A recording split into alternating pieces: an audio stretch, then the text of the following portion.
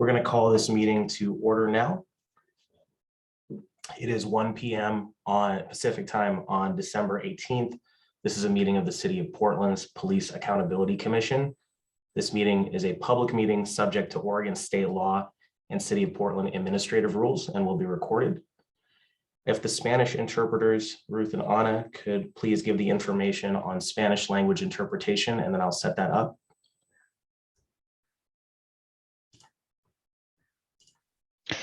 ¿Qué tal? Muy buenas tardes, bienvenidos a todos. Es la 1 de la tarde, precisamente estamos el día de hoy para esta junta. Estamos aquí grabando. De hecho, si quieren escuchar esta conversación en español, por favor, solicite el idioma debajo de su pantalla.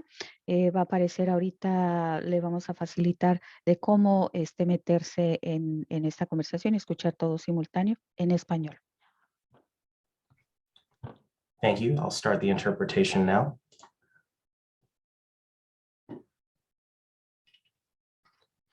The city also offers ASL interpretation, which is being provided by Mary and Heidi. If you need to pin their video feed, that may be helpful for you.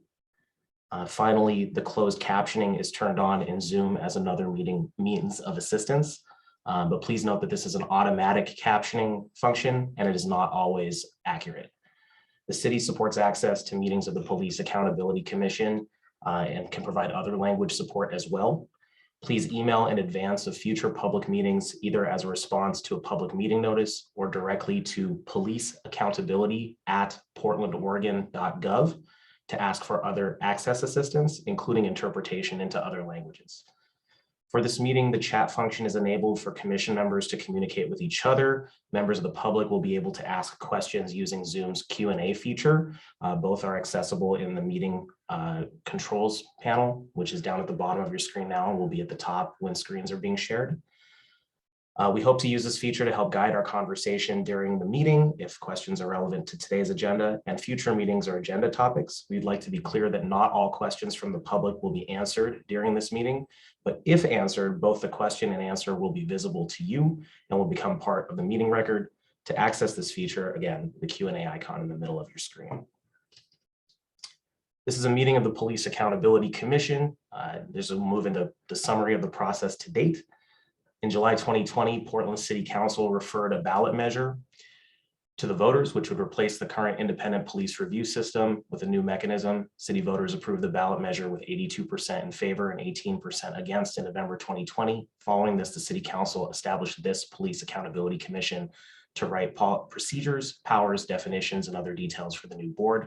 The commission was seated in late July 2021 after mandatory city trainings, one-on-one meetings with city staff, technology-related preparatory work, such as email access and eventually scheduling. The commission held a social gathering to get to know each other on December 2nd and scheduled 2 public meetings to plan for the organizational phase of its work. This is the second of those 2 meetings. You can learn more about the Police Accountability Commission at portland.gov/police-accountability. Next on the agenda are introductions of PAC members to the public. In the interest of time, I'm going to share my screen here for the slides.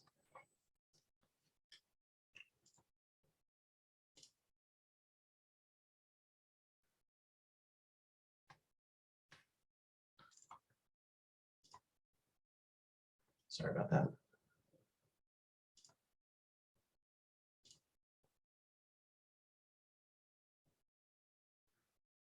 In the interest of time, we're going to ask that commissioners agree to the following 3 items before starting their introductions: to be brief, to be facilitated, and to include at minimum a few pieces of information about themselves.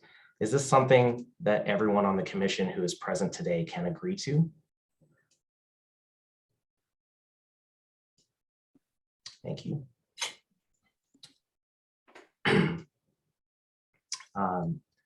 So commission members who are present, if you could please all raise your hands using the Zoom reactions function. When you have concluded your introduction, please choose another member of the commission to go next and then lower your hand. And we'll start, first hand I saw was Dan Handelman. Okay, well, I was not the first person to raise my hand, but this is Dan Handelman. I use he, him pronouns. I'm with the group Portland Cop Watch, And we have a couple of members who are in the regular audience right now who are waiting to get let in, I think, Mikolo and Eric. And other than that, I only see 3 other people in the audience today. So that's it, and the next person on my screen is May.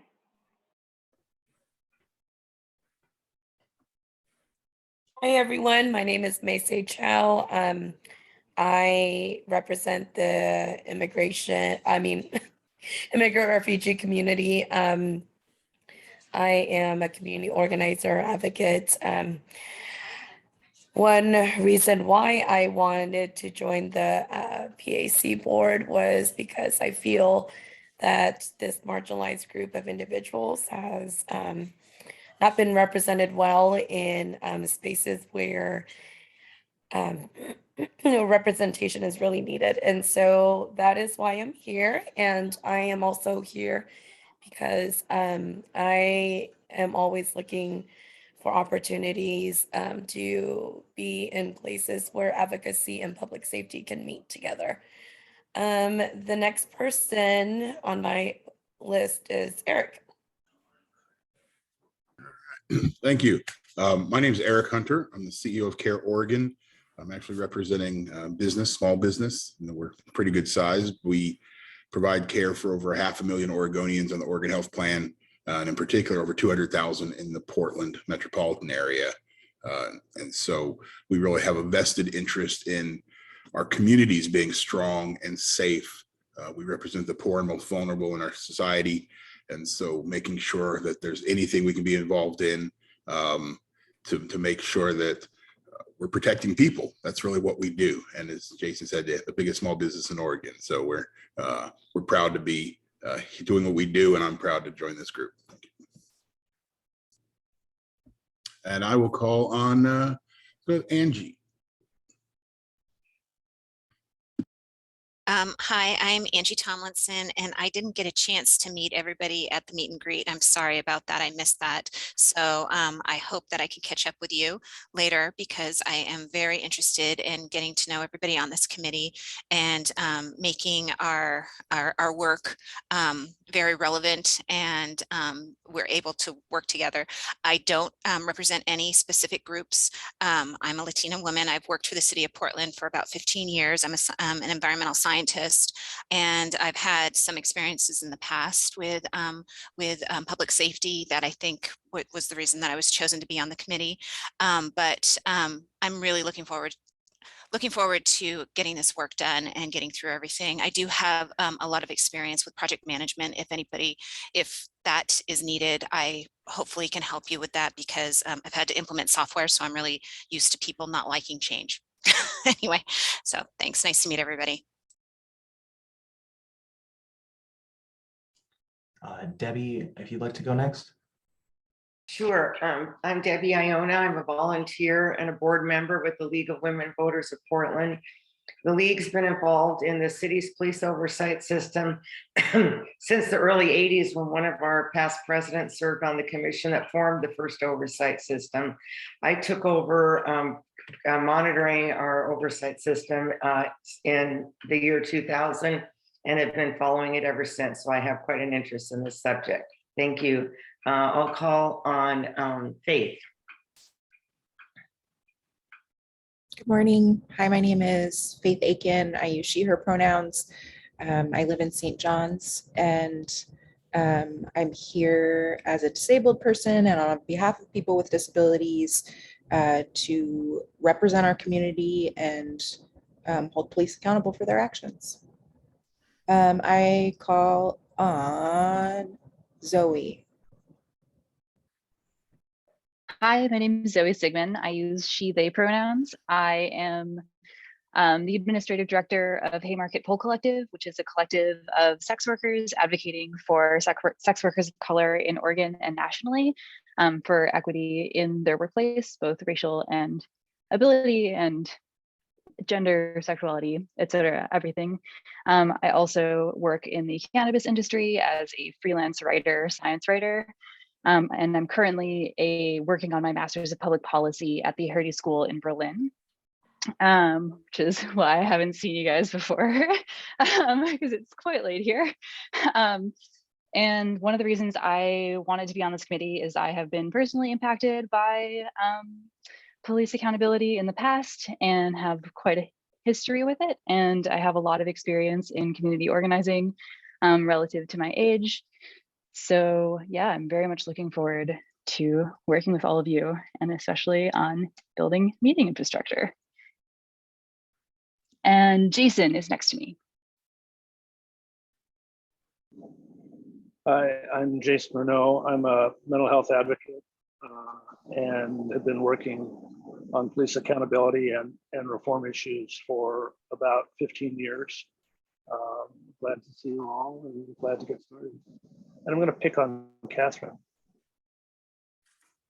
Good afternoon, everybody. My name is Catherine Mcdowell. I use she, her pronouns. I'm an owner of a small business in downtown Portland. I own a women-owned law firm. I practiced law in Portland for about 30 years. And over that time, I've worked on a lot of different civil rights and civil liberties issues. Most relevant to this work, I helped organize a couple of legal observer programs to monitor law enforcement activity, specifically activity relating to protests and ICE arrests. So in working as a legal observer, I've really seen how critical police accountability is and how it is presently lacking in this city. So that's why I'm here. So I'll call on Connie next. Hi, I'm Connie Wan. I'm a woman of color owned small business owner, and I am a social justice advocate and human rights advocate, and am interested at the intersection of how community thought can support city policy and make it something that is more reflective of the community that we want to live in. And I will call upon CMOB.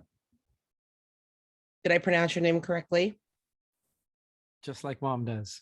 Okay. Hello, everybody. CMOB Husseini, he, him, his. I am a community organizer and a social justice advocate and victims advocate, and a founder for a civil rights organization in the state of Oregon, a Muslim civil rights organization, the Council on American Islamic Relations, member of several police accountability networks, also with We Out Here magazine, establishing our community space for Black youth. And I'm also a member of the Black Liberation Committee with Portland NAACP. The reason why I'm here is clear as my statement of intent. Faith and immigrant refugee communities are impacted by injustices carried out in places where accountability and representation should matter the most, the same places where there has been historic failures. I intend to inform this commission and my communities as to what is and should be possible with reimagining Portland police accountability. And I pick Tirsa. Hello, everyone. I'm Tirsa Oriana, she, her, hers pronoun, and I'm a paralegal in the public sector. And a little bit about myself, I come from a predominantly immigrant community and underserved community as well, highly over-policed. And I'm here because I believe in accountability, specifically law enforcement accountability, and I want to see our community feel safe. I want to see law enforcement do better. So yeah, and I'll pick Mikhailo. Yeah, pretty close. Hello, everyone. My name is Mikhailo Cabbage. For a day job, I'm an assistant to John Isaacs and Amy Rathfelder at the Portland Business Alliance, but I also sit on a number of advisory boards in the city of Portland and Multnomah County, just generally related to community. But yeah, I'm very excited to begin our meeting today and build an accountability system that works better for all of our communities.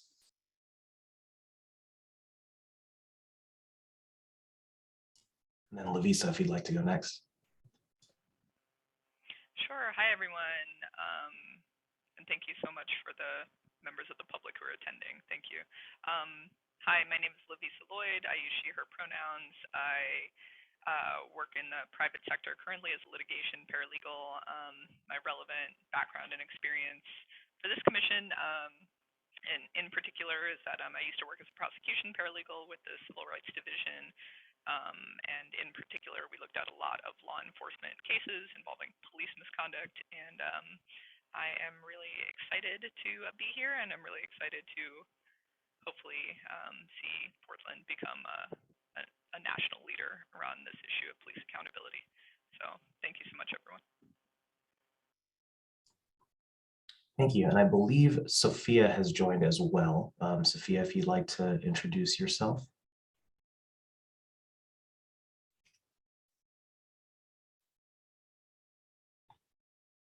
And Sophia, you're muted. Yeah. Okay, thank you. Hi, my name is Sophia Glenn. I use she, her, they pronouns. I'm an economist.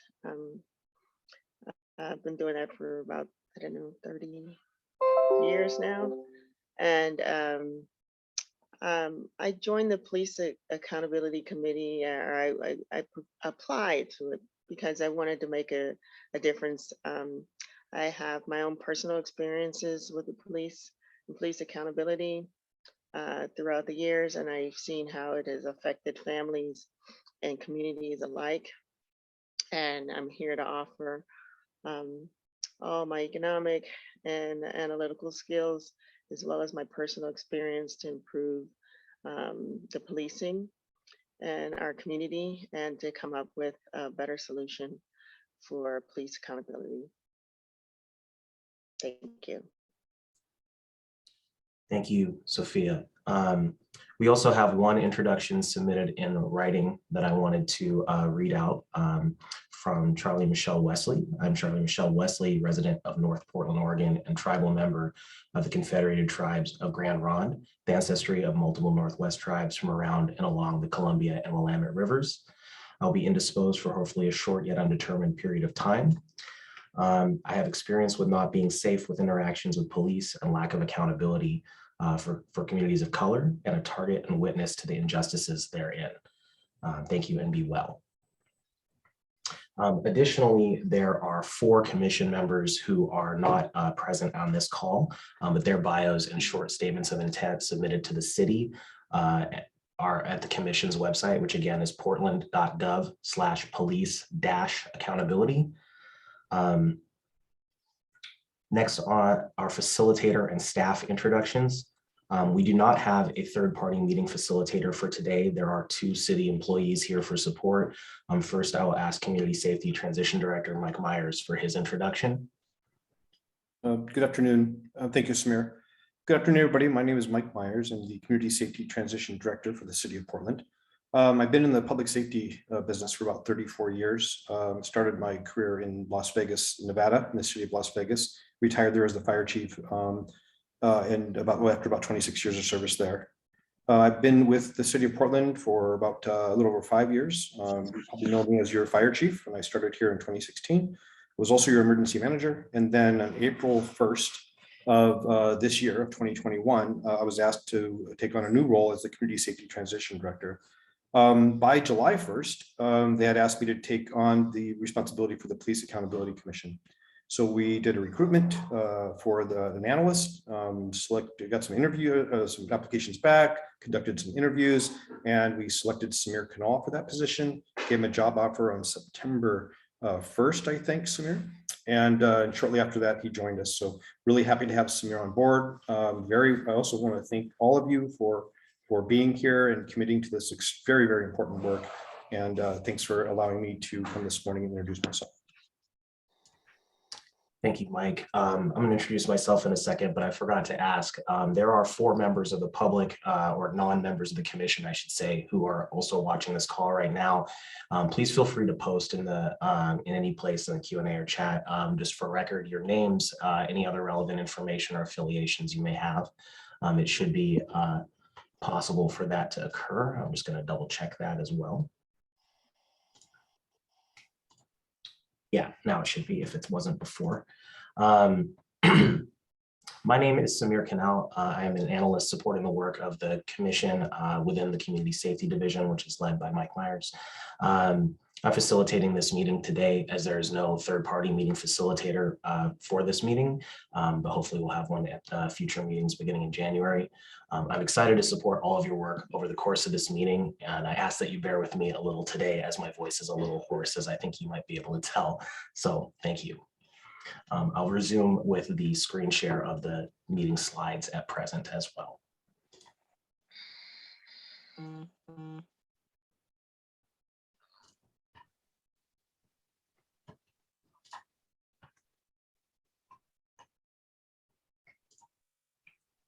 We'll now move into discussion of the organizational phase structure. Commissioners can refer to the potential agreements document, which was sent out earlier this week for your advanced review. There are 2 pages of content in that document, one of which relates to each of the 2 potential agreements before you. So the first is around the subcommittee creation to draft bylaws. Please note that we've shifted to using the phrase subcommittee instead of committee, just to avoid any confusion about that it is a subset of the commission's work. You could all take a moment just to look over the document.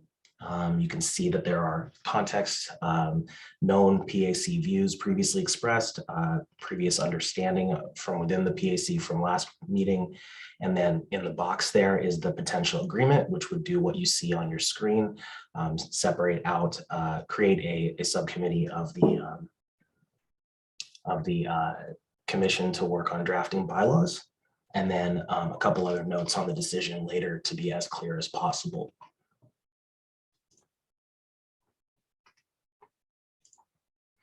If you'd like to speak at any time, please feel free to raise your hand. I'll call on folks as they do so. But the question before you at present time is, can the Police Accountability Commission agree to create an organizational subcommittee for the PAC's organizational phase that would include on its agenda the drafting of bylaws?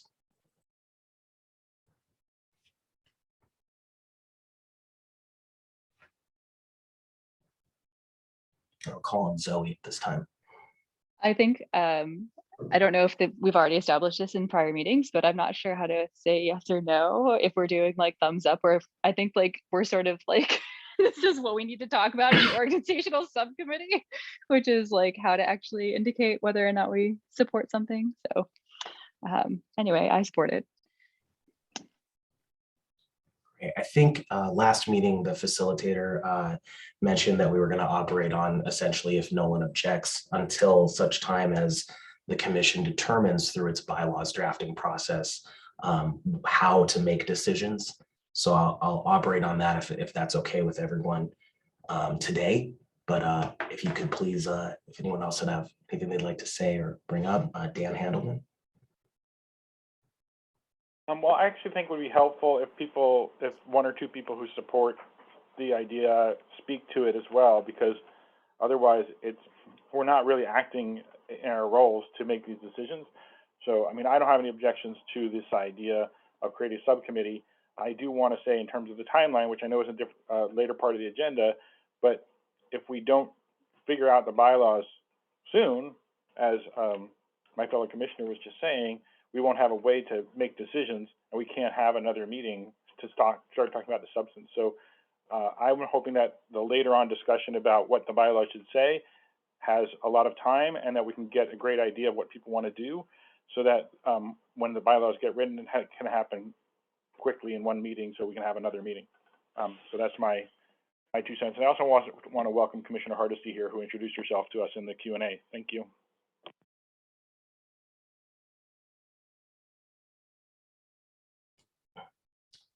Thank you, Dan. Would anyone else like to speak? And your point is well taken, Dan, if anyone else would like to speak in favor as well, not just those who may oppose the question. Okay. So we'll proceed then on to the next item on the agenda with the understanding that an agreement has been reached to create a subcommittee. But before we do that, I wanted to ask if, now this is not binding and anyone can change their mind either direction later on, but if there's anyone who'd like to be on the initial email thread for the organizational subcommittee that the commission has just created, if you could please raise your hands on Zoom. And you can lower them as I'll just note them out loud for the record that we have Debbie, Zoe, Dan, Lavisa, Angie, Catherine, Jason, Mikalo, Connie, Seema, and I think that's everyone for now. If at any point a member of the commission changes their mind, would like to be added or removed from that, you can just opt out of the email thread. What's going to happen next is we'll create an email thread for all of you to schedule the next meeting of the first meeting of the organizational subcommittee and begin on that work, which includes, of course, the drafting of bylaws.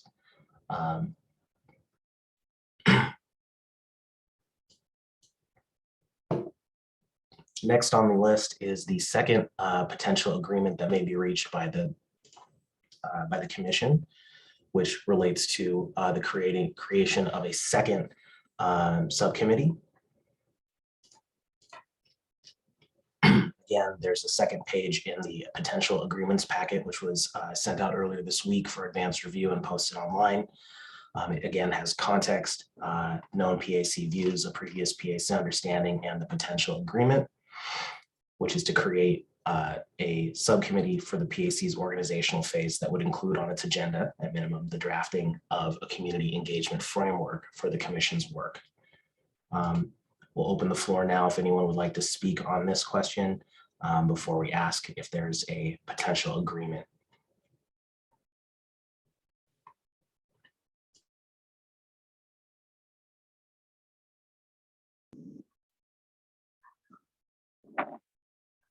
Jason, thank you.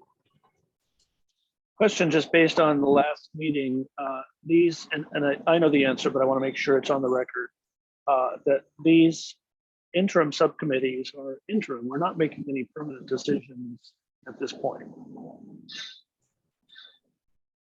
So for those who may be following along in the document, immediately after the question, which is in the box there, that this is on there, can the PAC change this agreement later? My understanding of the rules around this is until the code package and related documents are submitted to the city council, everything essentially can be changed by the commission later. You have the ability to revisit decisions at any time.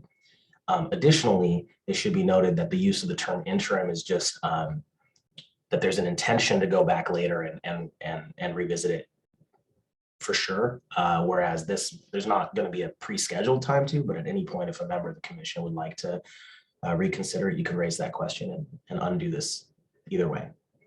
Does that answer your question, Jason? Yes, I have another follow-up.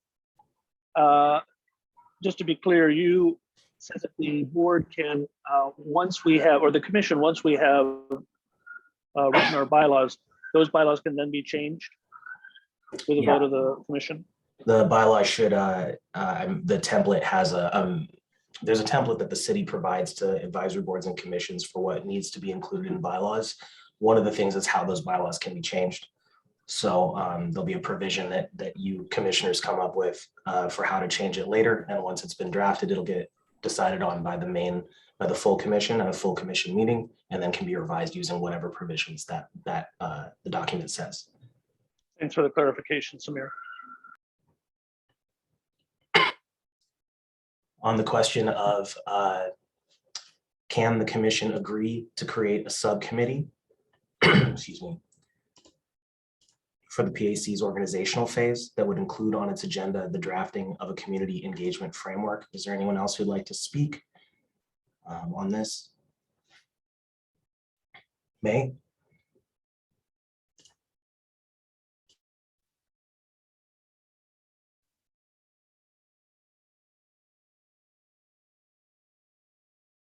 May, you're muted right now.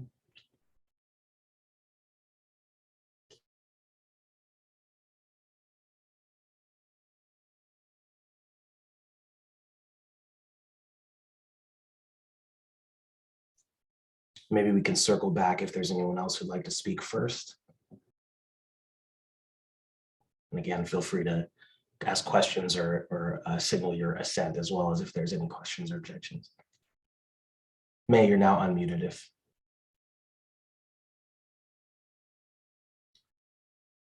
Hey, I am so sorry. I have no idea what's going on with my Zoom. I didn't have anything to add. I'm not sure what's going on. Yeah, please proceed with that.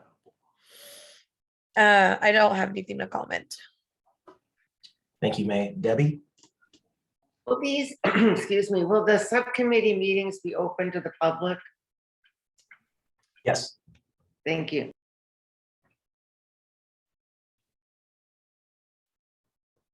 Louisa? Sure, I'd like to just say quickly, I strongly support having a really robust community engagement framework. And also, I don't feel that this is, that developing that type of framework is within my particular set of skill sets. So just speaking in favor of having a subcommittee. As long as there are people who feel that it is more of a skill set for them.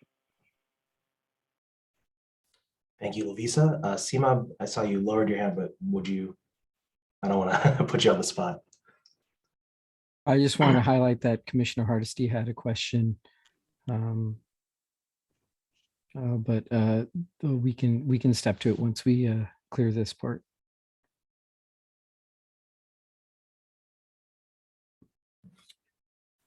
That is correct. To just acknowledge that question, I suspect the subcommittee will bring back recommendations on a process for how to vote on changes moving forward. Only 18 months to complete the task at hand. Isn't this true?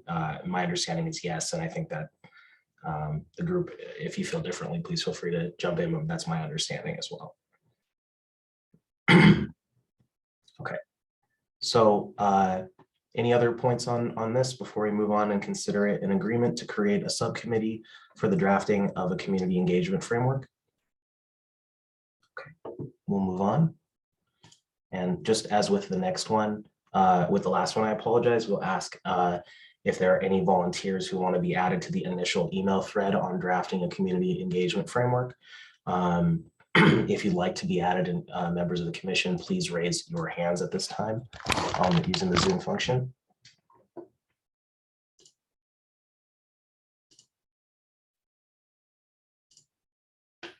And I see Eric, Faith, and Tirsa. The mayor, this is me. I would like to join the subcommittee as well. Got it. May as well. Jason, Connie, Charlie, Mikolo. I think that's everyone on the call at present. Again, please feel free to email in. There'll be opportunities to join at any time. It's not a one opportunity and that's it. Dan, did you have a question or do you also want to be on that? Yeah, I thought I had raised my hand, but I guess I didn't. Got it. No, you're noted now. Just wanted to move into discussing next steps. So as just mentioned, there'll be a email thread set up. Anyone who wants to join later can be added. There's a timeline here and there's a request on this that Dan referenced earlier that most of the PAC members expressed a desire to be done with the organizational phase of this work by the end of February, if not sooner. In order to do that, would it be possible for the PAC to request from each subcommittee a final draft at latest by mid-February is the question for you.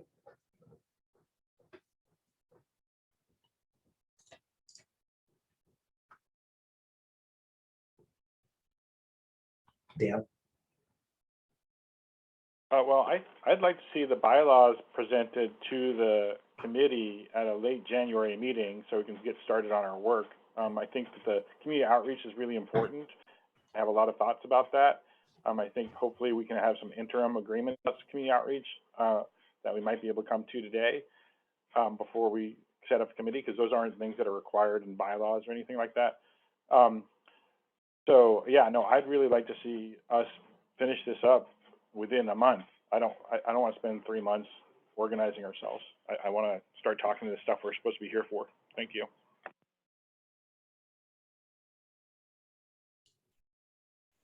Lavisa? Thanks. Yeah. I think sort of along this, maybe a similar line to Dan. I was thinking about like what the definition of a final draft is here, considering that I would think that most likely the subcommittee might bring us a draft. We talk about it as a full PAC, and then it's possible that the subcommittee may need to go back and draft again, and that. So I'm seeing most likely a multi-draft process going on here, and so maybe it would make sense for us to set possibly maybe two deadlines, maybe like the first one to see a first draft and maybe an ideal goal for hitting final drafts on these. Yeah, if anyone else would like to speak, please feel free to raise your hand.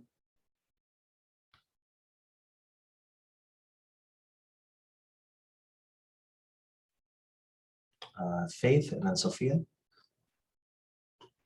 I like that idea that Lovisa just posited.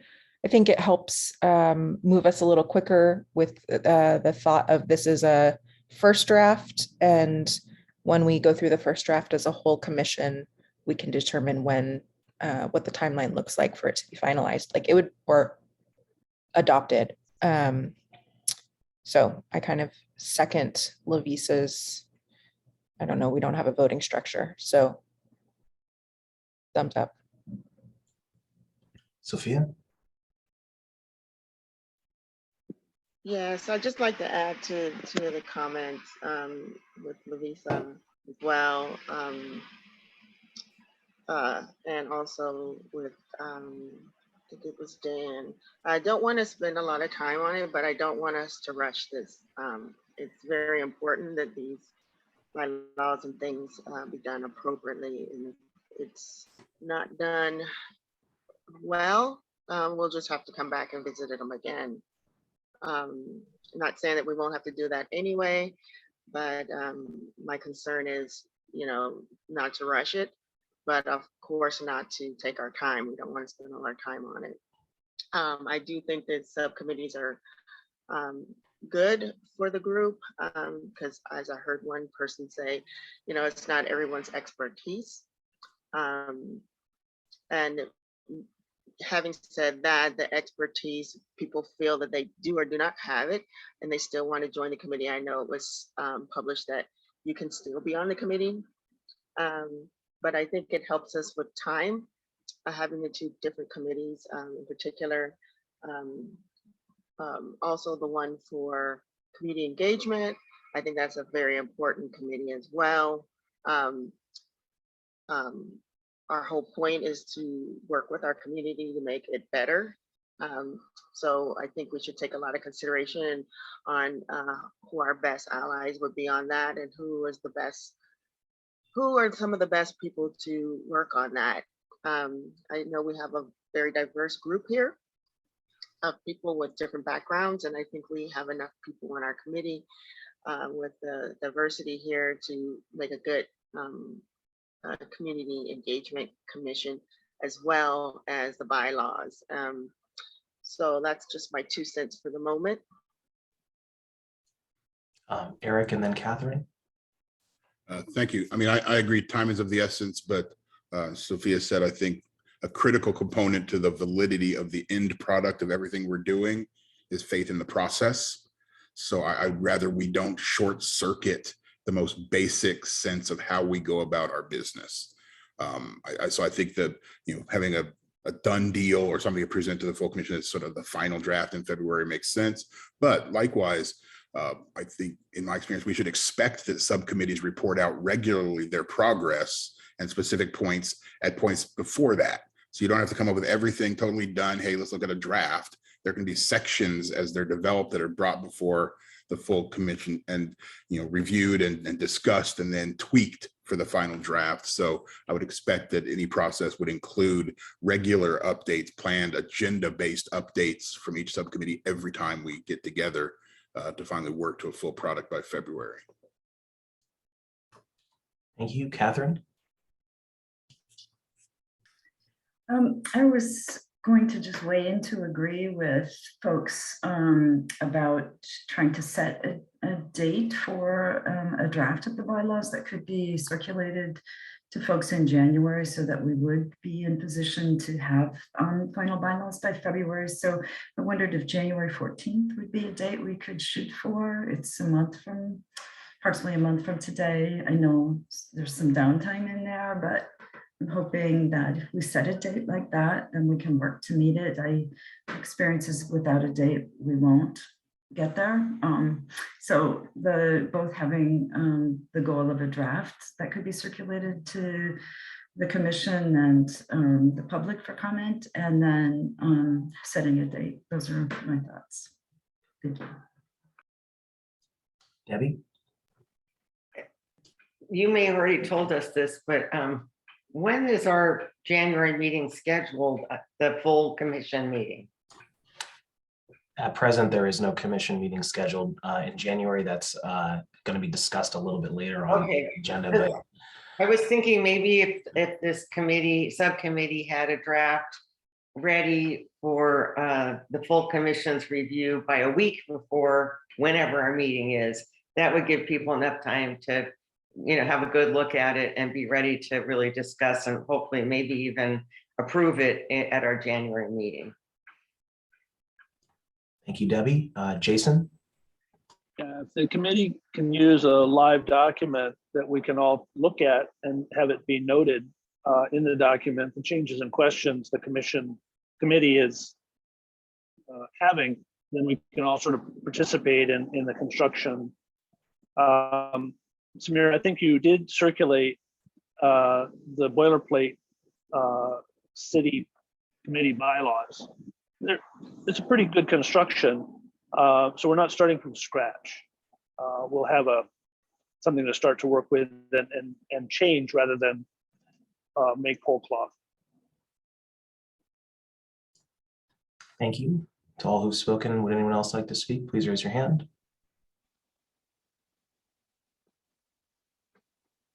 Sophia. Yes, I would like to just add to all of this. Basically, the committees, I do think there's some transparency that we can have, and I know that you had expressed that in the documents that you sent, that anybody who wants to be a part of the committee can be a part of the committee. But I would like to suggest that the committee report back so the committee can have some time to do their due diligence, take in comments from others, have just a time and place for both of those, because if you keep mixing them up, it kind of bogs down the progress. And trust and know that our members are doing their best and that they're going to be as transparent as possible. And we will all make this decision together. So no one feels as if they're going to be railroaded with some committee's compilation. We all will work on that. So I just want to make that clear that I just want to make sure that people have the room to work and then come back to the committee and add and subtract as needed from the group. Thank you, Sophia.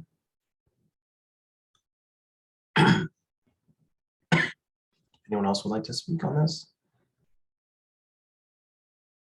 So there were a few proposed ideas of the time frame for this. There was a set date. There was two different set dates proposed, an end of January date or January 14th date, as well as 1 week before the full commission meeting in January, whenever that may be scheduled. for a preliminary draft, and it appears that there was some agreement around the end of February for a finalization date for the full commission at latest, but please feel free to jump in on that if that's incorrect as well. With relation to a preliminary bylaws draft, are there any thoughts on that that the commission could get around and agree to? I'll call on Zoe next. I like the idea of having it at January 14th or 15th that week, the end of that week, sort of right after our holidays, and to give us a little bit of time to look around just to have a preliminary document together. Because if we want to have the finalized document by February and we want the time to have the full PAC meeting and then integrate the comments from the full PAC meeting, however many times that needs to happen, I think that makes a lot of sense to be getting the preliminary documents out then. Thank you, Zoe. Dan, I see you mentioned something in the chat as well. If you'd want to, I don't know if you want to discuss it or wanted to just. Well, it's what it says is that I think that if the draft can be amended and adopted at the meeting in January, I think that everybody should be okay with that. So, you know, February at the latest.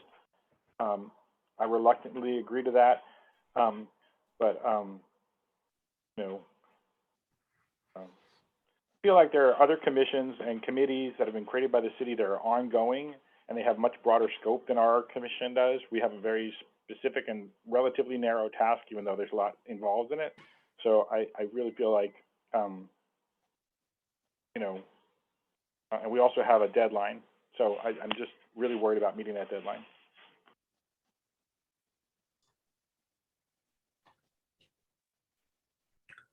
Thank you, Dan. Is there any thoughts on that or any alternate proposal to the idea of amended and adopting, possibly adopting, but amending at minimum at the January meeting, and then February at latest? That thought that Dan just expressed. Seeing a few thumbs up here, but I'll call on Eric. Yeah, I just want to clarify exactly what dates we're talking about again now. Because I mean, there were, I think someone threw out the 14th of January, and then somebody suggested that we circulate a draft of it a week before that.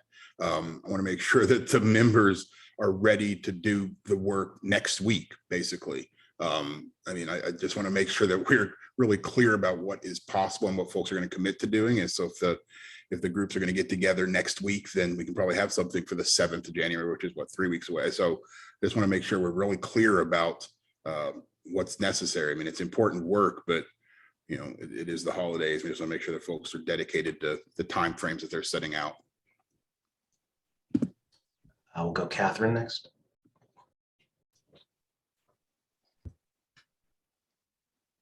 Just to clarify, since I threw the 14th out there, I was thinking that would be the first report out date, not the draft a week prior to that. So I agree. January 7th is probably not practical given folks' schedules over the holidays. So my hope was, you know, once people could be thinking about it between now and the beginning of the year, then we use those first couple of weeks of January to put together something, get it out to folks end of the second week of January, and then hope we can schedule the next commission meeting to follow perhaps a week after that, which I think would help bring together many of the suggestions we've heard today. And if the draft is good to go, maybe we can approve it as the final and move on to the substance of our work. If not, we would have a chance to go back, do some redrafting and present it at the February meeting. Thank you, Sophia. I just wanted to say I'm using my mobile phone, so I can't see the chats and things very well. It takes a lot of effort to try and get back over to a chat. And so if there's something that the commission says, I'd ask them to actually say it to the group. If you want to put in a chat, that's fine as well. But I just want to let you know I'm having difficulties getting to that. Thank you, Sophia. And just to clarify, since Dan's chat earlier, which he did say out loud, there hasn't been anything else as of this moment. Is there anyone else who'd like to speak on this, including anyone who hasn't spoken yet on this question? Okay, Lovisa. Yeah, I just wanted to say that I like the idea of the 14th as sort of a report out date, or a date when maybe a draft is released for review, and with the goal of having a full PAC meeting either the next week after that or the week after that. So there are 2 weeks in January. So with the goal of having a full PAC meeting towards the end of January, at which we hopefully, ideally, could adopt, and if not, returning it to the committees. Thanks. Jason? Yeah, writing bylaws or creating bylaws is a task of hours, not weeks. So I'm for an aggressive schedule. We can put a vote on finalizing the document whenever this group is together as a whole. But I also agree with Debbie that we should be able to, and I said before, a live document is good for people to look at, but we should have the subcommittee should send the full commission a draft a few days prior to any meeting so we can review it. Thank you. Zoe? I think just to be on the safer side of shared documents, if people from outside of the subcommittee end up wanting to make changes on the documents, I think we should go over how to do like track changes within the Outlook or Microsoft 365 universe, just so that sort of everyone can figure out what's been going on and what's been changed as things go on. I think I'm particularly concerned with this since I'm operating on the opposite schedule as everyone. And so I want to be able to see what it has happened while I've been sleeping. Thank you. Sophia? And Sophia, you're muted. Oh, I wanted to clarify with the previous speaker. You know, I understanding that the committee and you're a big time difference. I think it's like 8 or 9 hours or something like that, depending on where you're at. With the track changes, supposedly the people on the committee would have access to that until a draft is put together to put forward to the group, to the committee and to the public. And then the public would have a chance to comment on it. So I'm just thinking maybe that the committee works on it first. The committee sees the internal changes. Once they come to a conclusion, they want to present that comes open to the committee and the public for comment. And those comments and things and track changes could be submitted at that time and then reviewed again by the subcommittee. I don't know, what does other people think about that?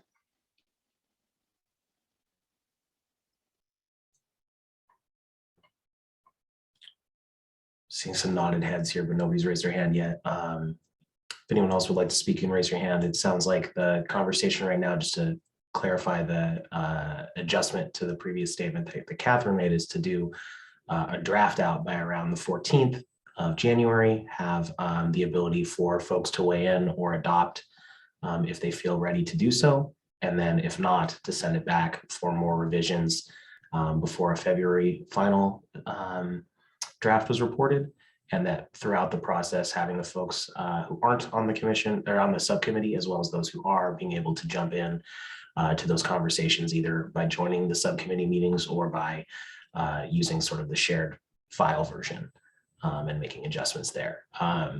Eric? So just for clarification, so we're talking about the same date for both subcommittees? Because as Jason mentioned, the bylaws are pretty boilerplate. We've got a starting point, flesh that out, but the community engagement piece is part of that. Are we talking about separate dates or just talking about the bylaws at this point? Debbie? I was just wondering about the public meeting law, and are we allowed to, if we have a shared document, be sort of deliberating behind the scenes? How does, I'm just curious if there's a lawyer around who knows the answer to that, because I sure don't.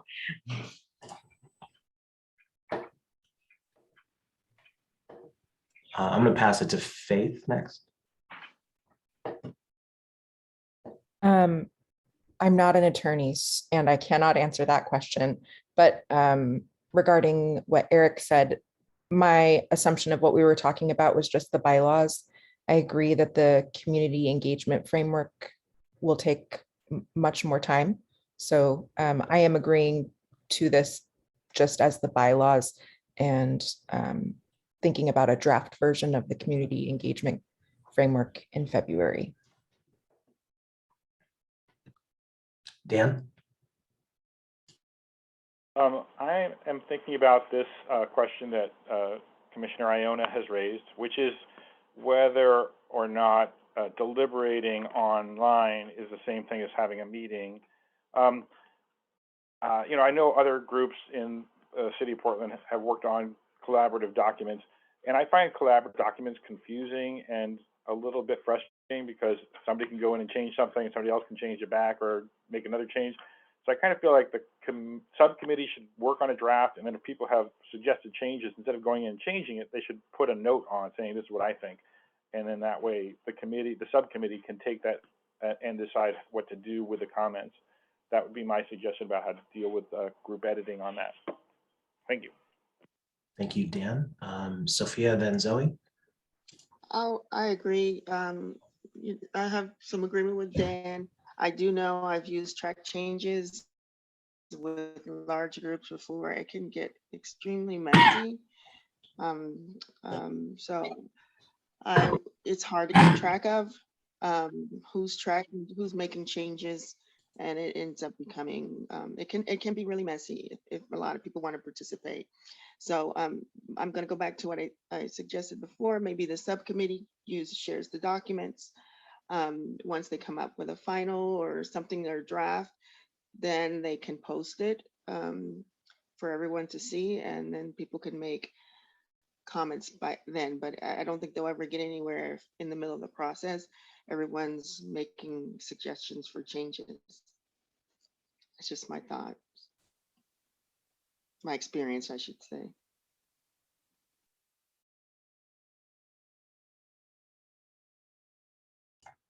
You can speak next, Zoe.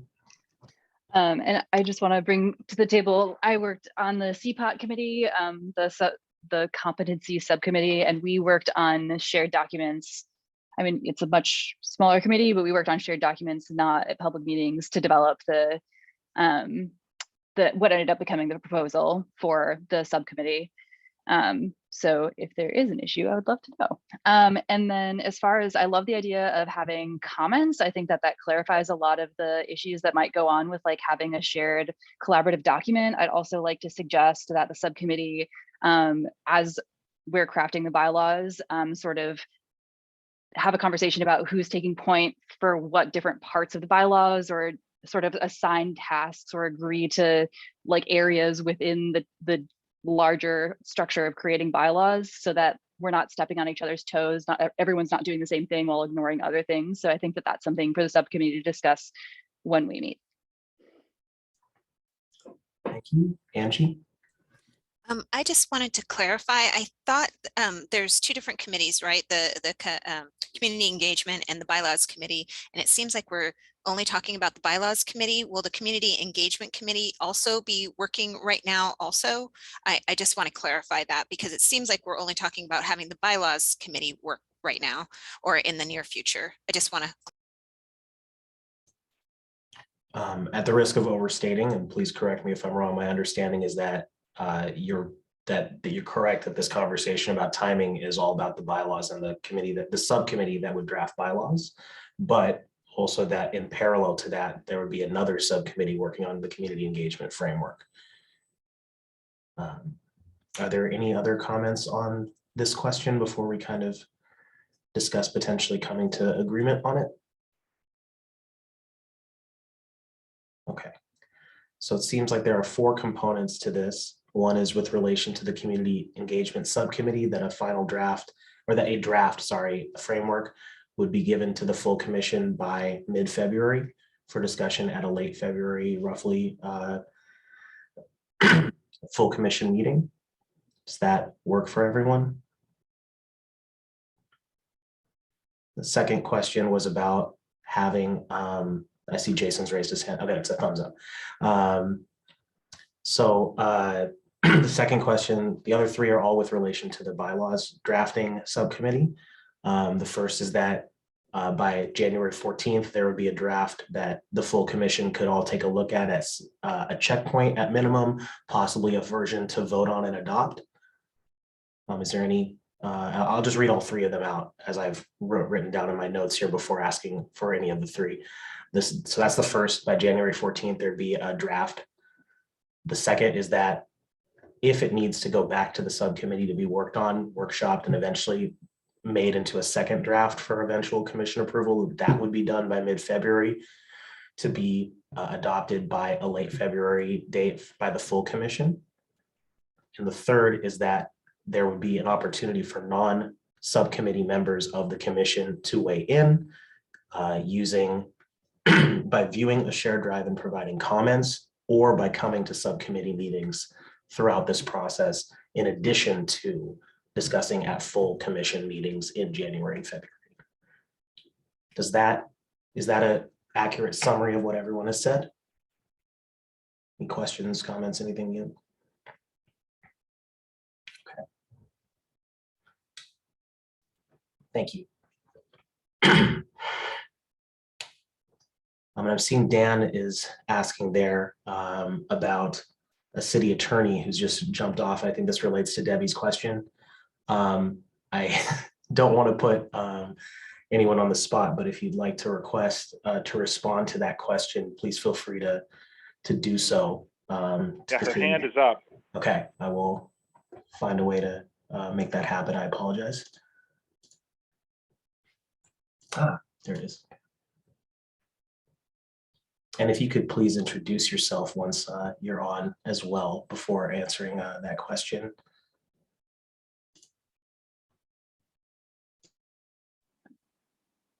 Hi, am I on now?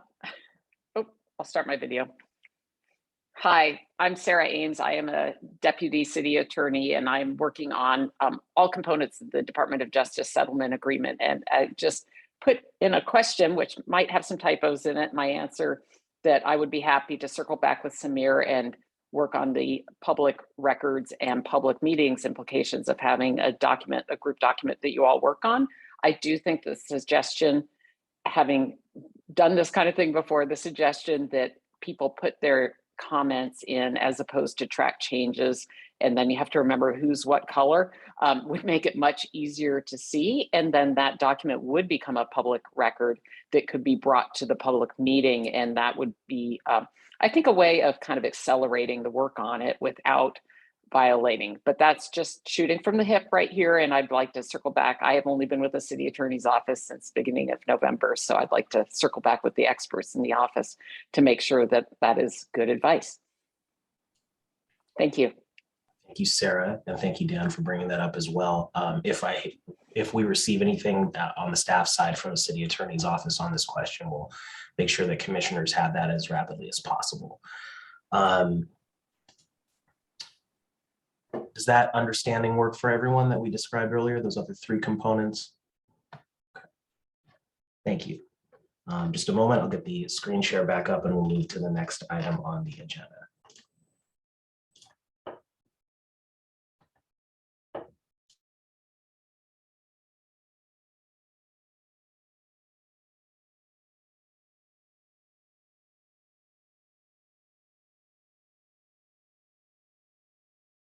So the next step on the agenda is to discuss when the next full commission meeting will be.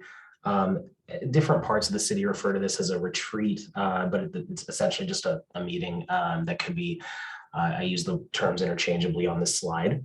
Catherine, did you have a question? Yeah, do we, maybe it's further in the packet, but do we need to set up a time frame for the work of the other committee, the community engagement committee? So we discussed potentially having the draft community engagement framework by mid-February from that committee, but if you'd like subcommittee, but if you'd like to give more information or adjust that in any way, you're welcome to bring that up at this time. Yeah, I think there was just some confusion about what part of that discussion was applying to the bylaws timeline and what was on the community engagement timeline. So maybe everybody else understood that we were talking about a deliverable from the community engagement folks by mid-February. That's the case. That's seems fine, but I did not volunteer for that committee, so I defer to folks who did.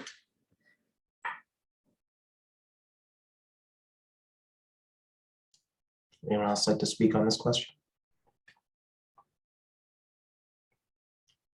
Okay, so we'll move on then.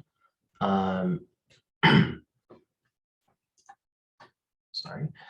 So the next meeting, which again, the terms are used interchangeably here of meeting and retreat, but basically, if there's anything else that the group feels would be prudent for this, the Police Accountability Commission to determine during the organizational phase, that would be on the agenda for this full commission meeting, as well as reviewing, as you've just decided, agreed to, I should say, the work of the 2 subcommittees created. But to be more specific than that, as opposed to discussing that here, just wanted to float the idea of having an email thread for agenda development on that and allowing anyone who may be interested to weigh in on what that agenda should be. And then using that as a replacement for staff development of a draft agenda, not as a replacement for the review process that we use this week. So still having, for this meeting, I should say. So anyone who would be interested in doing agenda development would be on an email thread, discuss that, come up with a draft. It would be sent to the full commission for a review and adjustment, and then that would be sent out as the final agenda after that adjustment period. So everyone would still have the opportunity to weigh in. And then finally, just wanted to mention that the next, the meeting would be scheduled over the next few weeks using email or an online scheduling tool. Doodle's one example, but it's not the only one. Just wanted to mention that as the next steps in the process from a logistical perspective. And on the next slide, be asking for volunteers for agenda development if that's a process that works for everyone.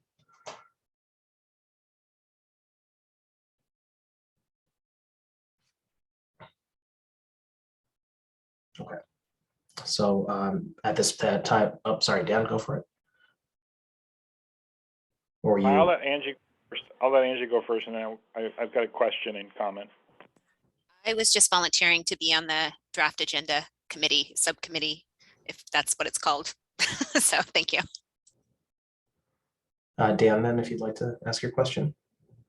Okay, well, the last time the word retreat was used, it was to establish the meet and greet where we talk to each other and the public wasn't invited. So I'm hoping that we're not talking about having another meeting where the public's not invited. If we're discussing the business of this commission, where we're deciding what the next steps are. And it occurred to me that the word retreat is used to mean people going off to discuss things, but it's also used when you're engaged in a struggle and you run away from it. And I don't want to be running away. I want to be doing this in the public eye. So can you explain why the word retreat is being connected to a meeting where we're discussing business of the commission? Thank you. To your first point, thank you, Dan. Opportunity to clarify that this would be a public meeting open to the public, as all meetings that discuss the actual business of the commission are and are required to be under public meetings law. The use of the term was based off of how some other commissions use it, advisory boards and commissions, to mean a longer meeting, which allows for a deeper discussion into more conceptual things like values, agenda setting, things like that.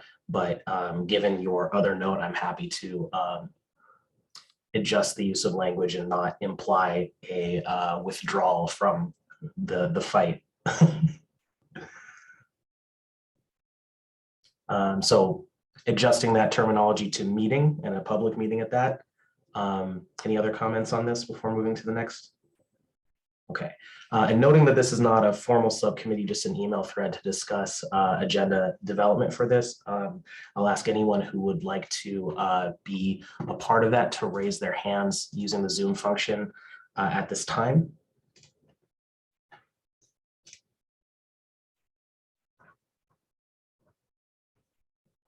I'm seeing Catherine, Angie, and Connie.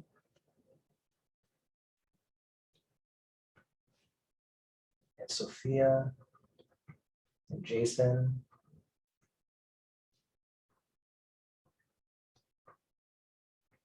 Great.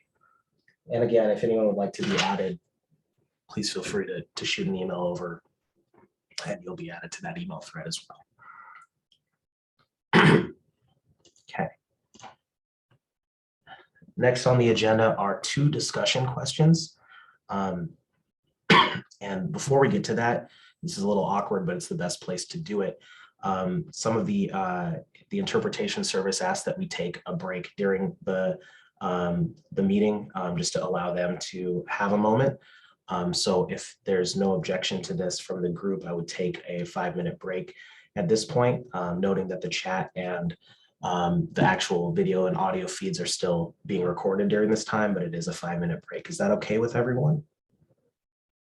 Okay, so please feel free to turn your video and audio off and mute your mic, I should say. Keep your audio on so you can hear when we reconvene, and we'll be right back in 5 minutes. Thank you.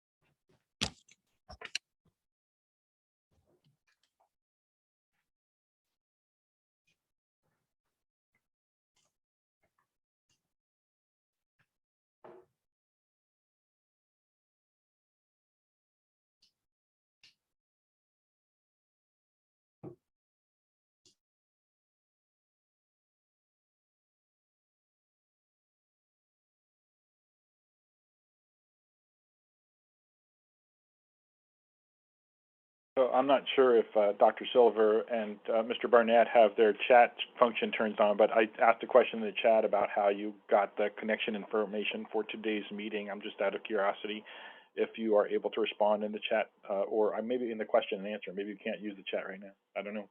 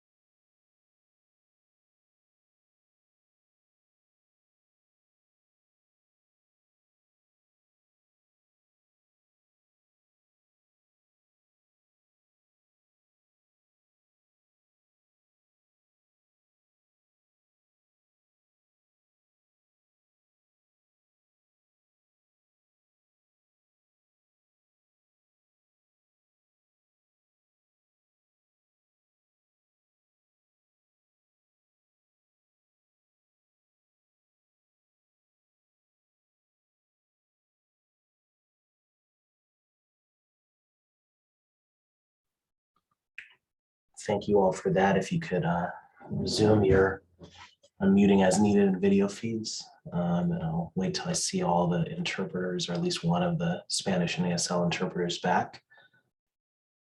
One each, I should say.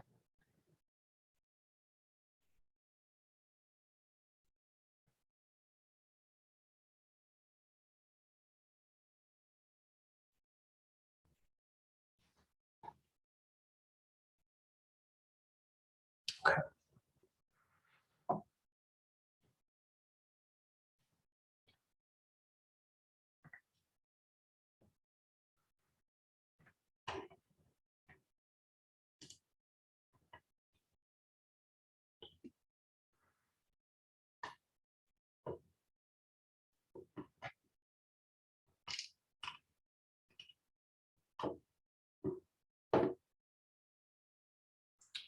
So we'll resume now.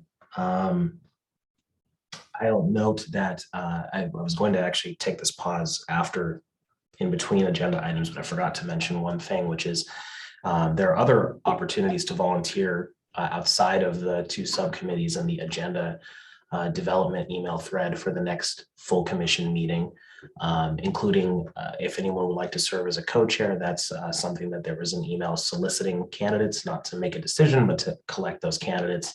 If there's anything else that folks would like to be involved in, please reach out to your fellow commissioners or to staff to signify that. It's one of those great opportunities to plug in. Not all of them are defined. So there's always a place to be involved, is I guess the message there. Moving into the discussion questions. And keeping in mind a couple potential ground rules for it. Similar to the introductions, if the group could agree to be brief each time you speak, please feel free to speak as many times as you'd like, but take roughly a minute at most. The most you speak to be facilitated as you were before, and to be constructive, so forward-looking in your comments in terms of how to make the commission more successful. Is that something that the group is able to agree to for the duration of these two discussion questions?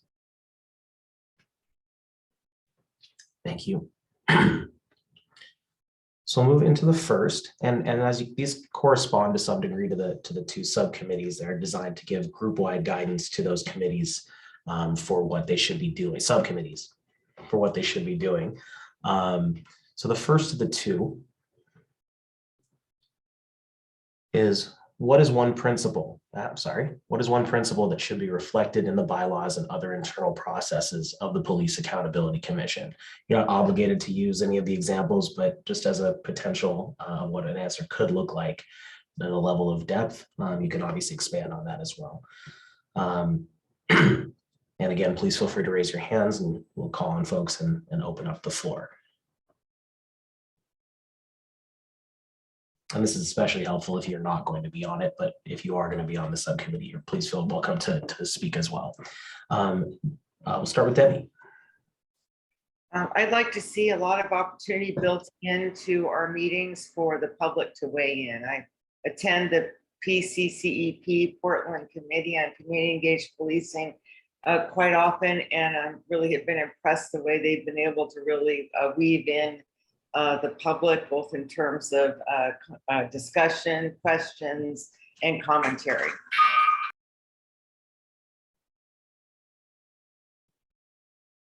Zoe, did you have your hand up first? I thought. I did, but I'm happy to talk about it in subcommittee. You can do both if you'd like. I don't want to. I'm really interested in, and Samir, you and I talked about this a little bit in our first interview, but I'd really like to see equity in terms of the way that the meetings are structured, in terms of prioritizing voices that haven't spoken before in the meeting, as well as voices that are historically and societally disadvantaged. And I'm happy to talk about ways to address that as we decide what our meetings will be structured like. Thank you, Zoe. Sophia? I'll just comment a little bit about when I saw the question. I wasn't quite sure what to say, so I saw your examples, But one of the things I guess I'm thinking about bylaws, is that the commission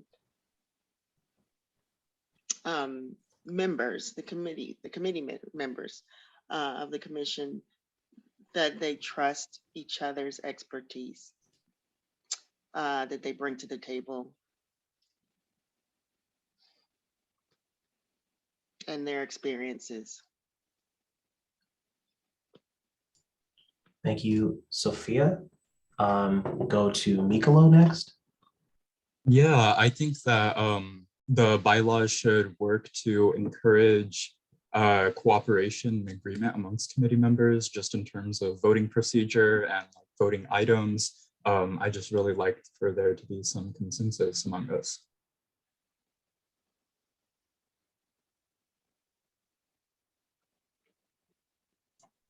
Thank you, Mikalo. And please feel free to jump in with other thoughts on what should be in the bylaws in that more specific way, as someone already did. But if anyone else would like to speak, please raise your hands. Excuse me, Dan.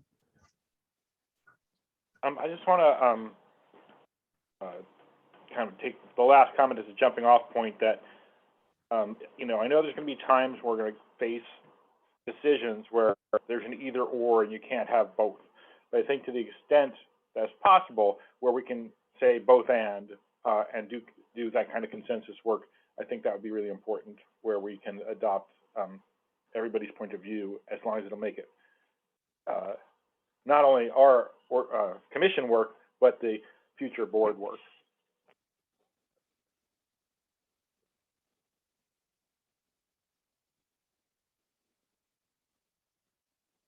Thank you, Dan.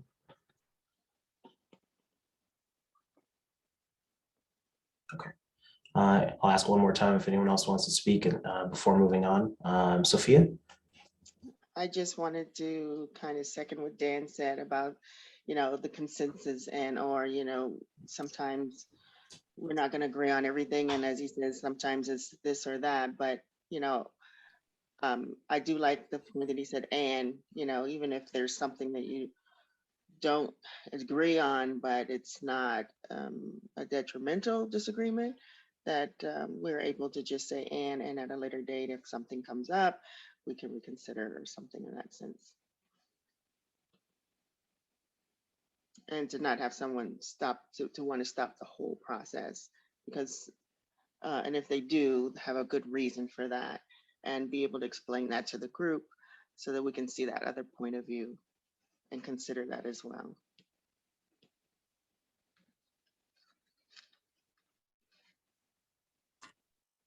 Thank you.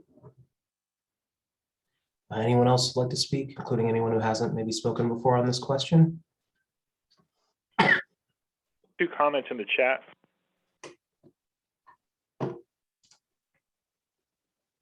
So May said that she cannot get her audio function to work. I want to echo what Sophia said about respecting other people's expertise or experience. Everyone brings value to the work, and we should be trusting one another's input. Charlie also said to second the valuing life experiences we bring to the commission as truthful. Okay, we'll move on to the next discussion question. Oh, sorry, Dan. Sorry, I was waiting for everybody else to have a chance to weigh in. I just want to add that if it does come down to a point where we can't come to a consensus, you know, and I'm saying this even though I'm volunteering on the subcommittee, because I do want to float this by everybody, but I want to make sure that the alternate decision-making process to consensus is not 50% plus 1, because that doesn't really show that there's a lot of, you know, it's just barely that the commission supports it. So I'd like to see whatever the threshold is be higher than 50% plus 1 if we can't come to consensus. I hope that's something that people will think about.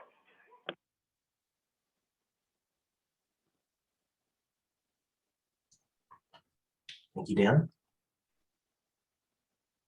Okay. Move to the second discussion question here. And this is more for the other subcommittee. And it's as a starting point for them. Who should the commission be reaching out to and working with from the public or specific communities during its work? And you can see a couple examples, but please feel free to be as specific or broad in your responses as you'd like to be. You can raise your hands if you'd like to speak, and we'll call on folks just the same way. And also please feel free to respond to each other. It's not a poll so much as a discussion.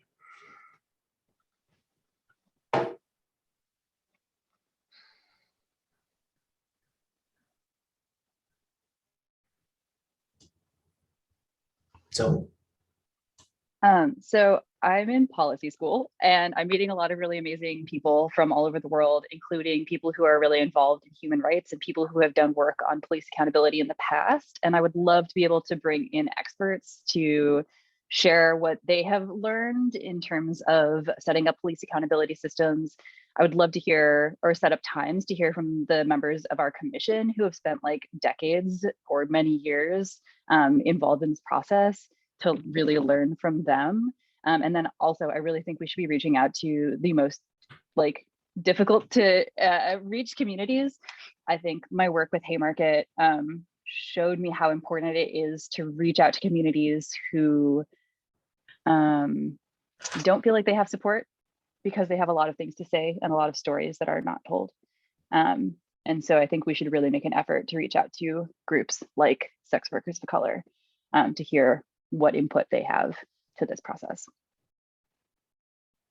Thank you, Zoe. Eric? Yeah, I think when it comes to who to reach out to, I mean, the short answer is everyone, but I think in particular, I think we have to be careful to not always go to the same people who always say they represent certain communities, you know, the establishment groups that are the high profile. We have to work to get a layer beneath that, to folks that can give us access to, you know, everyday ordinary people and hear directly from them, not just the CEOs or executive directors of large groups that might have other agendas going on. We need to hear from the people that are impacted and make sure we're getting their voice in here. Thank you. We'll go to Debbie next. I think it would be helpful to hear from people who have been closely involved in the system that we have now. People who've actually, you know, filed complaints, gone through appeal processes, have felt that they've had police misconduct committed against them, but they chose not to file a complaint. We also have National Lawyers Guild people who have served as advocates for complainants and appellants. And we have former Citizen Review Committee members who have served as what's called appeals process advisors. So all of these people have experienced the system that we have up close and personal. And I think it'd be really helpful to hear from them, you know, what was good about it and what wasn't so good about it and how it could be improved. Thank you, Debbie. Zoe? I wanted to toss two potential options out there as far as organizations that work closely with communities that are impacted by policing. Maybe depending on what is possible for them, to put us in contact with their constituents, and that's Safety and Justice Oregon and Oregon Justice Resource Center, both of which work with different groups within police impacted communities.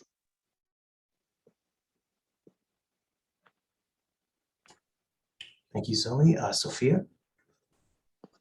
Yes, I'd like to echo in with everyone else, Eric and Debbie, and as well as Zoe, but I want to expand that just a little bit. The groups that are not heard and are not organized, and that's I call it the bystanders of all of the police violence and all the people who have witnessed it. I think there's a lot of perspectives that we could get from them. They're never heard. I don't know exactly how to go about that, but I could see something gathering those groups of people and having some dialogue with them, because there's a lot of stuff that, as you say, people see and experience that is not captured in any of those committees or any of those groups for one reason or another. but if they are given the opportunity to speak, I think that we should try and find some way to make that happen. Thank you. Lovisa? First, I want to say so many great ideas from everyone here. I would love to hear from subject matter experts around these particular issues around police accountability and what these systems and structures already look like, and what the experience is like going through them. And I just wanted to say, in particular, I would really like to hear from members of the houseless community, just in particular, because they're particularly vulnerable and particularly policed group. Thank you, Lovisa. We'll go to Dan, then Jason, then Seema. I was actually also going to mention folks who are houseless. That's something, Portland Cop Watch, when we actually go out cop watching, a lot of time we go into neighborhoods where there's a lot of houseless people and talk to them about their experiences with police and ask them if they ever filed a complaint. I think that's helpful input. And I agree with Ms. Iona as well that the former members of the Citizen Review Committee, not just the ones who were appeals process advisor, but anybody, including people who are even currently on the committee, I'd like to hear from, and independent police review staff, and you know, Dr. Silver is here today, for instance, as a former Citizen Review Committee member, who might have some insight for us as a commission. I also want to talk a little bit at some point, I'm hoping during this discussion, since we have almost a half an hour left, about how we do some outreach and how we as individual members of the commission are doing outreach. I know at Portland Cop Watch, I'm sending out, here are the facts, this is when the next meeting is, emails to people. So I would just want to hear more about the hows as well. And I also see there's a comment in the chat. We'll read those in a moment. We'll go to Jason, then Seema, then Tirsa. I represent on this commission, I guess, people with mental illness and addiction. I mean, I think there's probably other people who will represent those voices as well. And I'm glad to see that. People with mental illness are particularly difficult to poll and to hear from sometimes. We are involved in a long lawsuit here in Portland. And that suit we've been going on for, I think, Dan, we're almost to 10 years now, around the pattern and practice of the Portland police and harming people with mental illness. And those voices have been pretty systematically and excluded from both the COAB and then later the PSEP. And so we felt in our organization that those voices were not represented, and we petitioned to enter the federal case as an amicus. And I just note that both the city and the federal government and the Portland Police Association opposed those voices entering the conversation. So I would ask that we listen to those voices, or at least ask for those voices to come forward.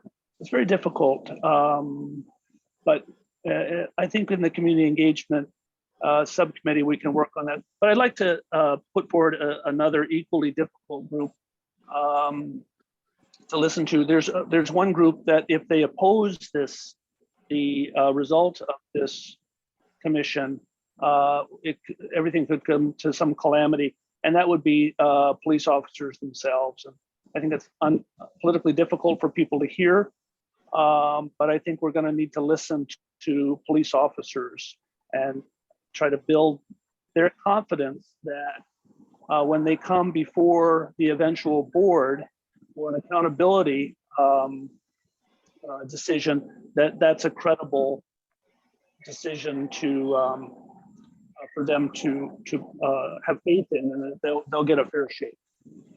So I hope we can listen to both the voices of people with mental illness and to police officers. Thanks. Thank you, Jason. Seema?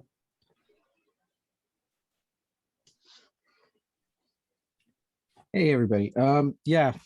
Just very briefly, I think everybody's had fantastic ideas, and several of mine, which I've heard and echoed. So I'm glad, like so many of us are on sync over here.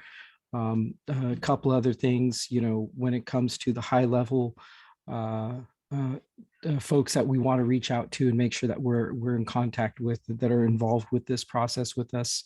I would think about some of our very most progressive legislators actually have been doing fantastic work when it comes to police accountability on a statewide legislative issue like the Office of Janelle Bynum.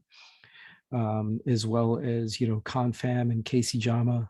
Casey Jama, former boss of mine out of Unite Oregon, making Unite Oregon also a very handy organization to communicate with when it comes to advocating for immigrant refugee rights and issues surrounding pan-immigrant communities. Was involved a couple years with some members on this panel and helping withdraw a joint terrorism task force from the Portland Police Bureau. That experience also gave us a lot to connect with, particularly when it comes to those that are actually very well informed with the systems that we're kind of like fighting it up against, and how these local systems are trying to morph into these larger fusion connected type systems. And so Brennan Justice Center comes to mind for me as well. They're based out of San Francisco. And more specifically, we had Michael German, who is a former FBI agent and is now a very big asset with communities like ours out of Brennan Justice Center. Down to, the most grassroots when it comes to talking about houseless voices. I can't think of any better representation for those that have been working ardently on the ground with these communities than Stop the Sweeps PDX and networks that surround them.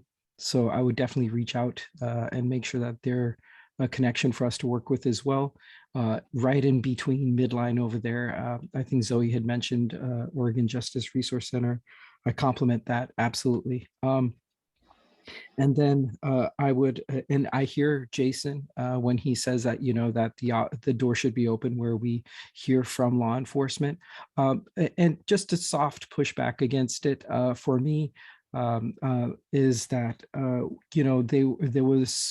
we fought very hard to make sure that we wouldn't have any current or former law enforcement involved with our commission. And I think it's because we're all very informed of the issues that we're up against. So I would personally encourage not having that point of view involved. I think we all know it very well historically, and we have enough to reference with. But that's just my opinion. Thank you. Thank you, Seema. Tirsa?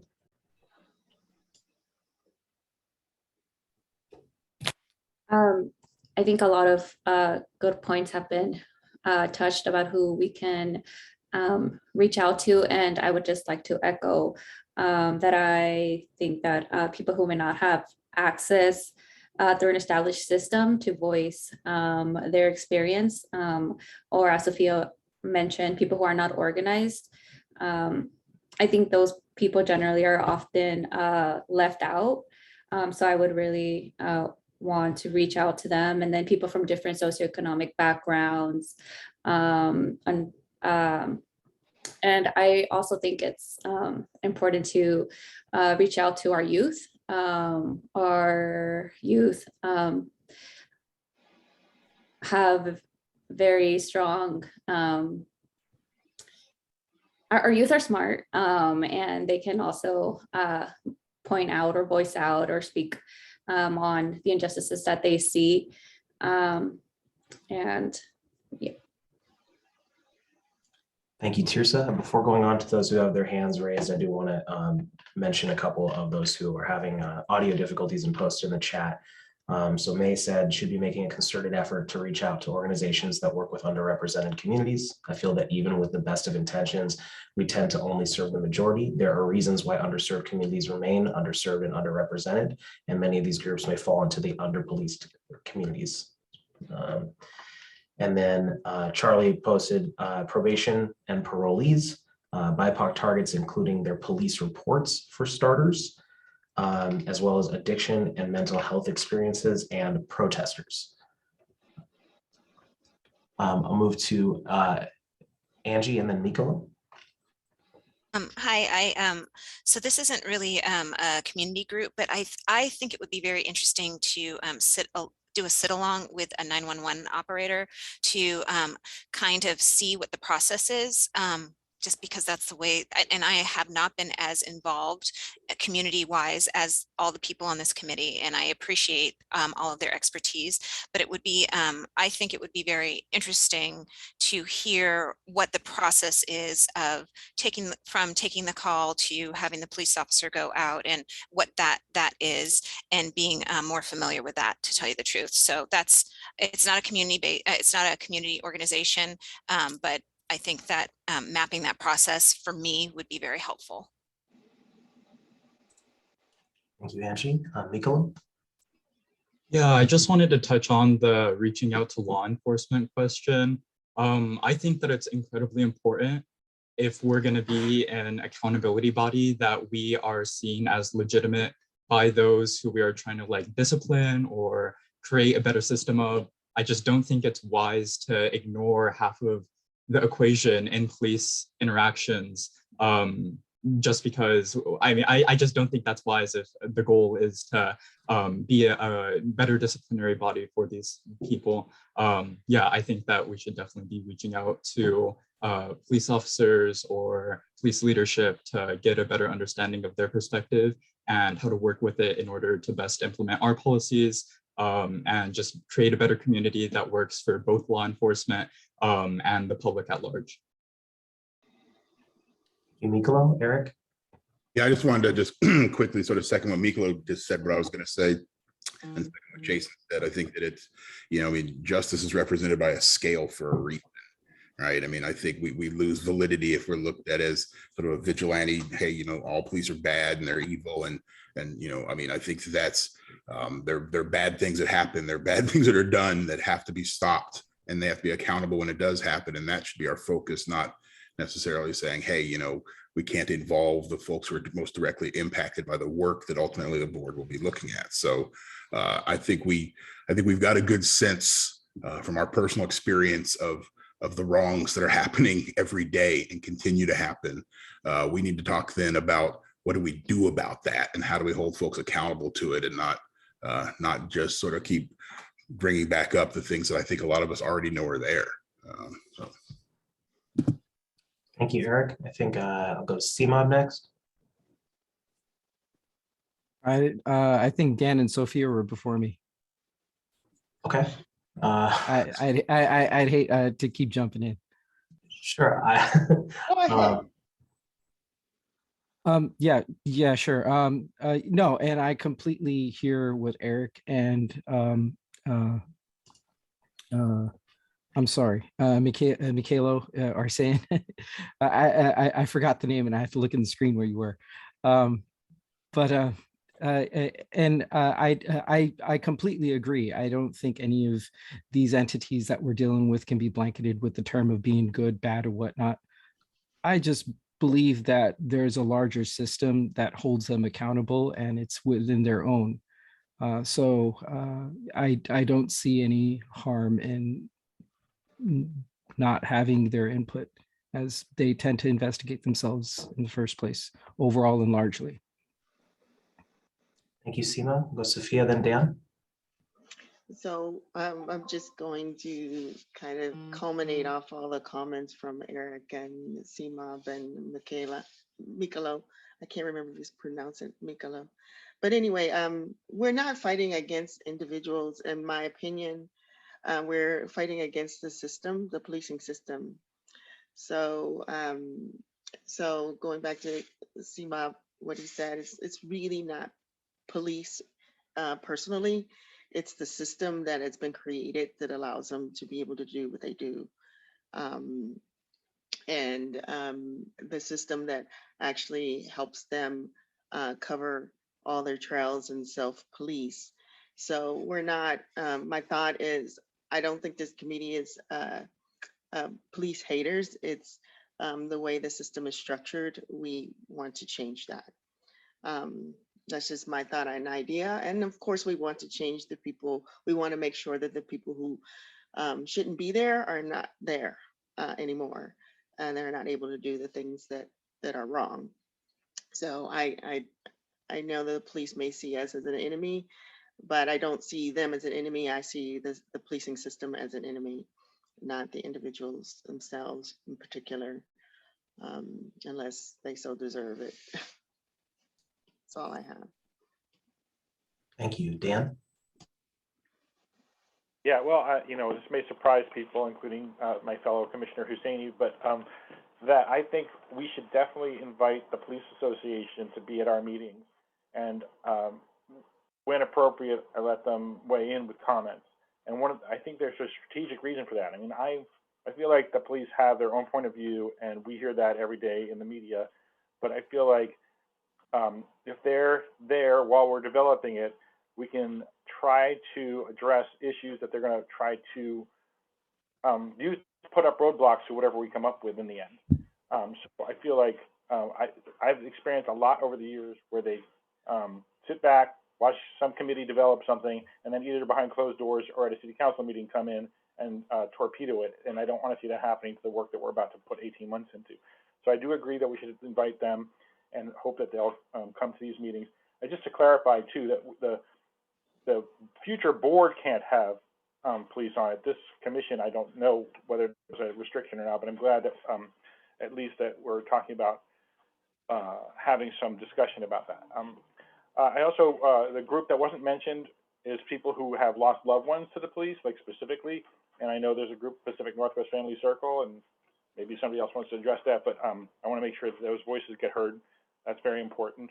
And I also want to mention that the reason I'm calling people commissioner, this and that, is that often when I'm a community member at a meeting, I don't really understand who's who, and I just want to make clear who the commissioners are and who the staff are. And then when we have guests like police officers or elected officials, we can call them by their titles instead of their first names, so that we're being really clear why they're at the meeting.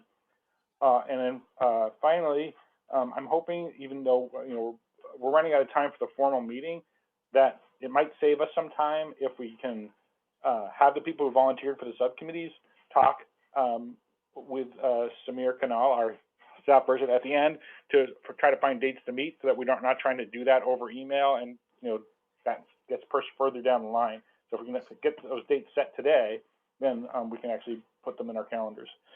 Thank you. Thank you, Dan. We'll go to Zoe next. I think one group of people who we haven't talked about specifically that I would like to see involved are people like the person who we had at our confirmation hearing at the very end of the confirmation hearing, who was a whistleblower for sexual assault within the Portland Police Department and was pushed out of the police department. So people who have been whistleblowers, who are former police officers who have been whistleblowers or been pushed out of the department or chose to leave the department because of their engagement with the accountability process or their frustration with that process. I think they would have a lot of insight to offer as far as what we're up against, especially as it is very clear that there are going to be challenges as far as like implementing this. I think we're all aware that the system is one that needs to be utilized by police officers sort of like as wholeheartedly as possible. And I think that we should be very, very clear about when we would like to, if we decide that we want to invite police officers to discuss what we're working on, that we should be clear about when and how we would like them to engage as a committee. Thank you, Zoe. Would anyone else like to speak? Lovisa. Sure.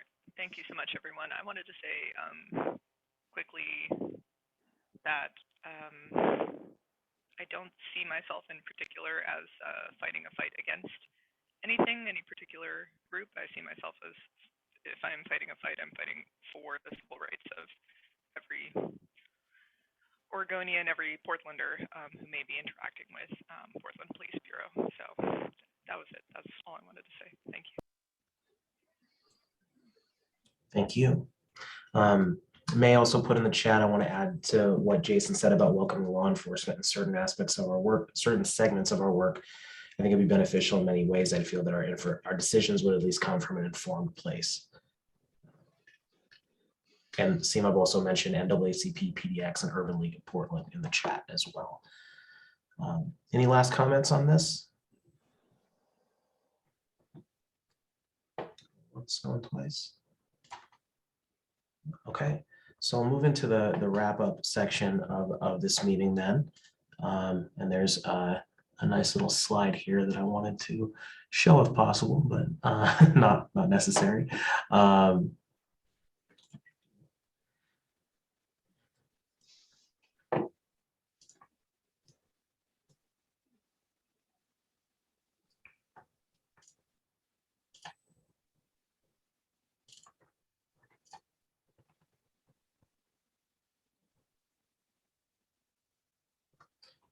So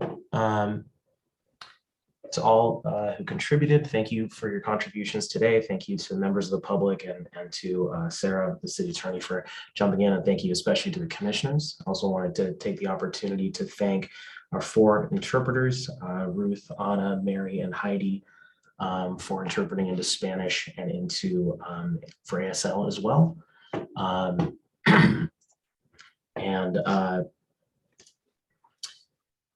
Thank you to the members of the public for being here and for watching as well. You can sign up for email updates on the Police Accountability Commission, and please spread the word on that. It's tinyurl.com/Portland PAC updates. You can also learn more about the commission at portland.gov/police-accountability. Thank you to everyone for bearing with me throughout this process, as this has not been easy with the lack of a third-party facilitator and with my voice as it is, but I appreciate it. And if I can briefly say one thing, oh, sorry, Dan, if you'd like to go first. Oh, sorry, I didn't mean to interrupt you. No, please. But I did want to see what the other commissioners. I understand Commissioner Sigmund is. It's almost midnight where she is, but maybe we can talk about the possible dates for meetings. And I also, one of the questions I raised kind of in the break was about how the people who are signed in from the community heard about the meeting, because even though there was a notice that went out that said this is when the meeting is going to happen, to get the link login information, you had to go back to the website to look for it. And I was really hoping that would be a second email that would go out. And I put one together after I saw the information was on the website, but the second email would go out to give people who are signed up on that list one less hurdle to be able to log in, so that they don't have to go back and keep checking every day to see when that link shows up, but instead that we have a follow-up email that includes the agenda and the link next time we have a meeting like this. Thanks, Dan. And you can respond in the chat if anyone was interested in or was able to respond with that to that question, members of the public. Yeah, so I'm going to wrap up here in just a moment by turning off the recording, at which point the public meeting will end when you hear that automated message. And you can check for further updates via the website as well as the email list on the next meeting. That'll be where the public notice goes out. Seema, would you like to say something? I just want to say thank you, Samir, for facilitating this, but also, having to use the additional effort. Again, I don't think what's happening is just regulated to your throat, but you may not be feeling well and you're pushing yourself through this. So again, I appreciate you. I appreciate everybody who's taking their time this weekend to be able to take on this extra day in December, and wish everybody happy holidays and happy New Year. Thank you. And I'll close with this week, Bell Hooks passed away. I wanted to close with a quote from Bell Hooks, if I may. To be truly visionary, we have to root our imagination in our concrete reality while simultaneously imagining possibilities beyond that reality. And with that, I'll close the meeting. Thank you all for your time, and please check the website for further details. This concludes the public meeting. Thank you.